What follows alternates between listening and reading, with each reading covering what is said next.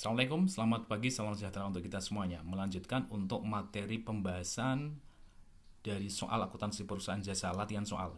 Untuk nomor 11, tanggal 6 dibeli peralatan 800.000, dibayar 550.000, sisanya dibayar minggu depan.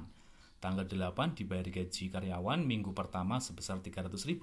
Pencatatan ke dalam persamaan akuntansi yang benar. Oke, kita lihat di sini persamaan akuntansi ya. Tanggal 6 dibeli peralatan 800.000, berarti peralatan perusahaan bertambah.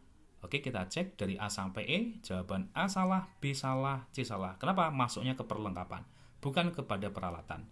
Berarti kalau nggak D adalah E ya. Oke, kita cek di sini ya, 800.000 bertambah peralatannya betul ya. Kemudian dibayar 550.000, berarti kasnya berkurang 550.000. Oke, kita cek D dan E, oke betul ya.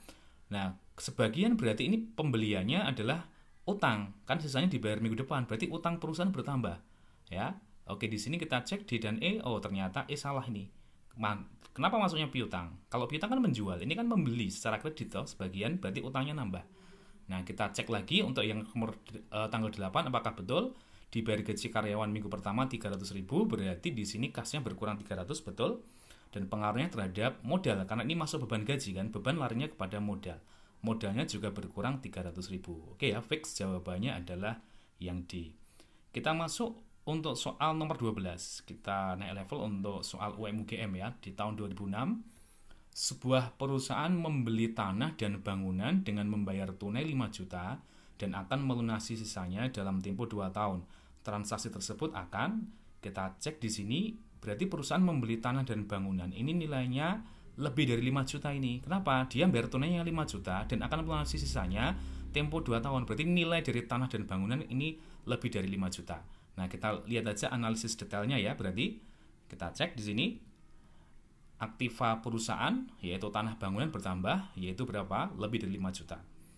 Kemudian dia membayar tunai 5 juta, berarti aktiva berbakas berkurang 5 juta. Ya, sisanya utangnya bertambah.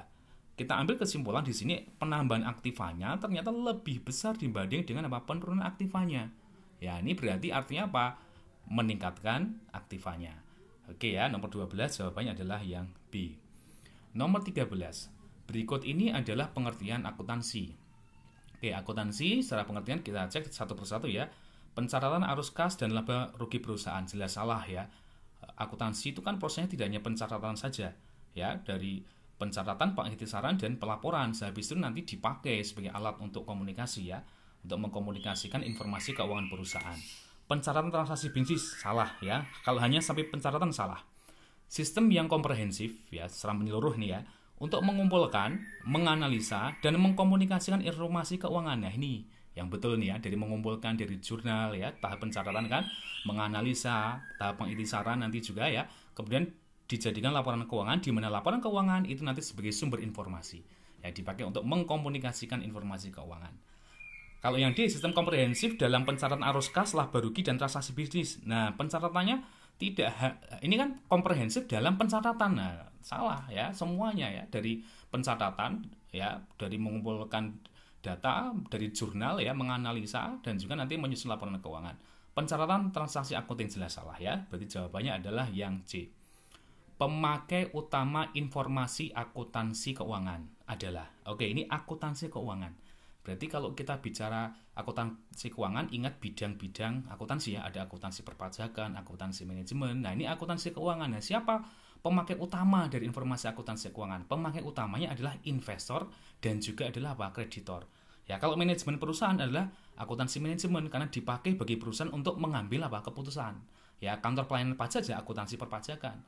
Ya, pemakai utama informasi akuntansi keuangan ya investor dan kreditor ya. Ini sesuai dengan standar akuntansi keuangan ya, dan di dalam ini kerangka dasar penyusunan dan penyajian laporan keuangan ayat 9 itu ya, pemakai laporan keuangan meliputi investor sekarang dan investor potensial, karyawan, kreditur, pemasok dan kreditur usaha lainnya, pelanggan, pemerintah serta lembaga-lembaga dalam masyarakat. Ini berarti yang utama adalah memang apa? Investor dan apa? Kreditor ya.